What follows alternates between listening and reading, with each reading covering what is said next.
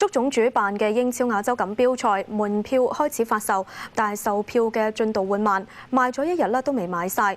足總喺晚上停止售票，聽朝嘅9點繼續。晚上仲有幾百個球迷喺大球場排隊買飛。足總嘅工作人員喺晚上嘅8點半截龍。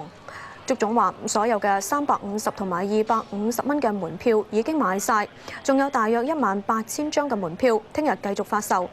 有幾千人通宵輪候買飛，部分人不滿售票嘅速度太慢，一度鼓噪。有溫國報導，攞咗籌等買飛嘅人坐滿大球場東看台，等咗成晚，餐廳冇開，又唔俾離開球場，有人不滿起哄。冇水啊！冇嘢食，冇嘢食啊！冇水啊！過幾萬人都去買飛啊！攞咗籌咧係焗住喺入邊嘅。佢唔會俾佢出嚟，入邊又冇水飲，又冇嘢食。多謝合作。足總每次安排50個攞咗籌嘅人買飛，但售票速度緩慢。而家就超級唔滿意咯，係。點解啊？唔係因為佢太慢啦，都成20分鐘至30分鐘先至放到一批人入去。2個鐘頭做到700個賣飛嘅人次，咁呢啲所有動作咧都完全同香港嗰個節奏脫節㗎。咁你話香港啲足運邊有得發展呢？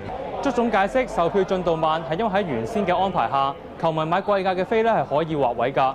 為咗改善情況，由11點開始，球迷就唔可以再劃位，只可以揀座位嘅段數。有啲咧第14行佢又唔肯坐，13又即係好怪嘅啲人揀到可以停喺度咧。你想賣快啲咧，佢哋唔肯走，你都冇佢符啊！佢認為佢通宵咧，佢企咗喺度咧，佢就要搞到佢要攞到最好嘅嘢。中午之後，球場內嘅餐廳開返，足總亦都准許輪候緊嘅人登記身份證資料之後，暫時離開球場。2個比賽日公開發售嘅門票有44000張，每人每個比賽日限買4張。星期4開始已經有人排隊，到尋晚足總開始派籌，而且安排佢哋入球場等買飛。賽事會喺今個月24號同27號舉行。一共有3支英超隊伍，包括利物浦、富咸、樸茨茅夫同本地足總杯冠軍南華參賽。有線電視記者黃國報導。一個34歲嘅香港女友